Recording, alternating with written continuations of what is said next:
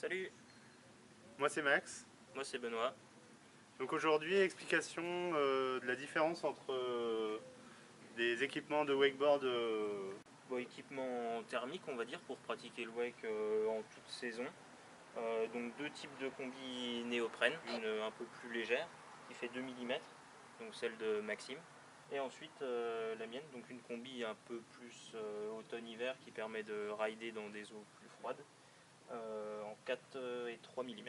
Ma combi, donc moi je l'ai acheté à 50 € à Decathlon. C'est du tribord, donc c'est de la qualité Decathlon, donc c'est de la moyenne gamme classique qui convient à tout le monde. 2 mm ça te permet d'en faire dans des eaux Ouais, entre une 17 et 20 degrés. Voilà, 17-20 degrés. Et pour les plus frileux, un peu plus, mais... Voilà. Ces deux types de combis aussi qui peuvent s'utiliser pour autres sports nautiques. Il n'y a pas que le wake. À la base, c'est plus des combis de surf même. Voilà, donc même on peut les porter pour éviter tout ce qui va être frottement avec la planche. Donc surf, bodyboard, jet ski, wake, wake skate, enfin bref, tout ce qui ride quoi.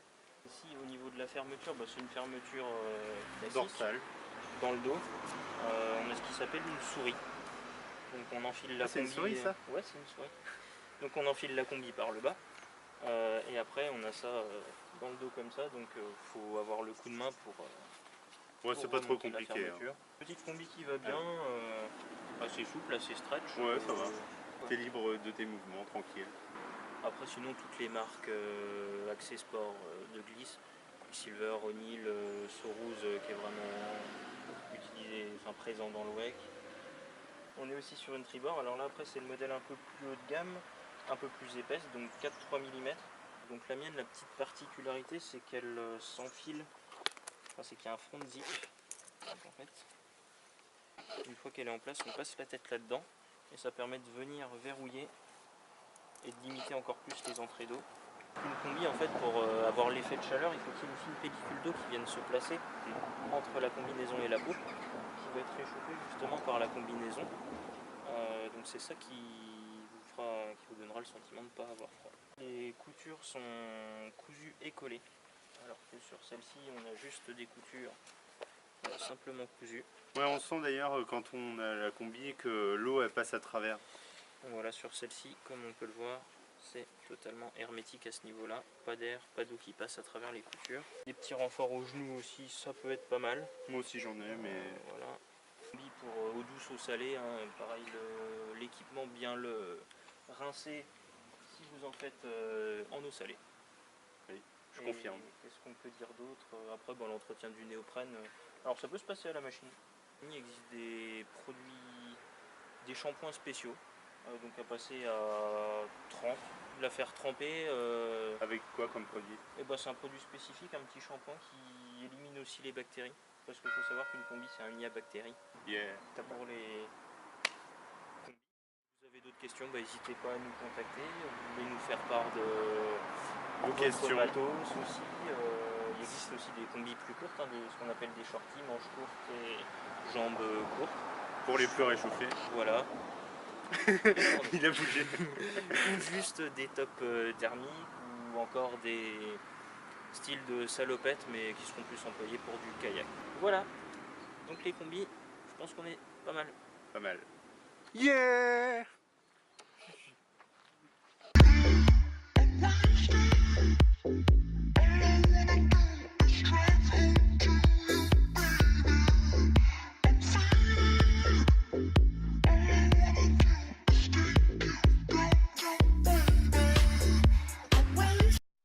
Petit accessoire qui peut être utile quand il fait froid, ce sont les petits chaussons néoprène. Donc là c'est des petits chaussons, pareil toujours tribord, 2 mm qui plimettent si t'es pas frileux, tu peux descendre jusqu'à une dizaine de degrés quoi. Ah oui quand même. Ouais. Et ça réchauffe les doigts de pied. Donc voilà, deux types de gilets totalement différents qui peuvent s'employer tous les deux très bien pour la pratique du wake. Donc moi je vous avais déjà parlé du gilet de flottaison 50 Newton. Donc c'est du O'Brien, ça fait donc ça s'enfile facile et c'est carrément plus pratique qu'un gilet de flottaison pour bateau. Voilà. Hein, on est muscleurs avec ça. avec ça vous flottez. Bon, ça protège pas trop des impacts, mais c'est plus destiné à de la pratique bateau ou initiation au câble quand vous ne pratiquez pas sur les modules. Un peu encombrant pour faire des figures. Ah oui. C'est pour ça qu'on a le gilet d'impact. Donc lui qui sert totalement à rien en termes de flottabilité, hein. D'ailleurs c'est bien précisé ici. Zéro. C'est bien précisé ici, n'aide pas à la flottaison, c'est vraiment juste une veste impact. Donc avec des pains de mousse à l'intérieur. Ça c'est vraiment pour se vautrer sur des modules. Et protéger les parties sensibles, tout ce qui va être thorax et puis quand même un petit peu le dos, la colonne, etc. Je vais l'enfiler et je vous fais voir ce que ça donne. Donc voilà ce que donne le gilet impact pour le WEC. Donc là c'est la marque Sorous, mais c'est pareil, toutes les marques en font aussi, O'Neill, etc. Quicksilver. Et donc le coût, le prix? Pour un bon gilet impact, celui-ci j'avais dû le payer dans les 80 € à peu près. Celui-ci je l'avais acheté en boutique. Ok. Moi pareil, magasin spécialisé, 50 €. Yeah. Bon ride. Oh. Et donc dernier accessoire obligatoire pour faire des modules en câble, c'est le casque. Donc un casque type casque de kayak ou spécifique encore une fois sport tracté, ça existe. Ni plus ni moins, c'est comme un casque de skate ou de BMX. Après, la seule particularité, ce sera les mousses à l'intérieur qui seront plus résistantes à l'eau. Il faudra le rincer aussi. L'idéal, c'est de le rincer aussi, ouais. Ça se compter 20-30 €. Ok. Mais bon, safety first.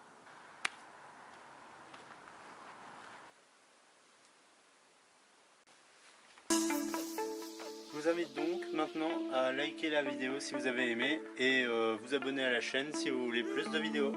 A plus!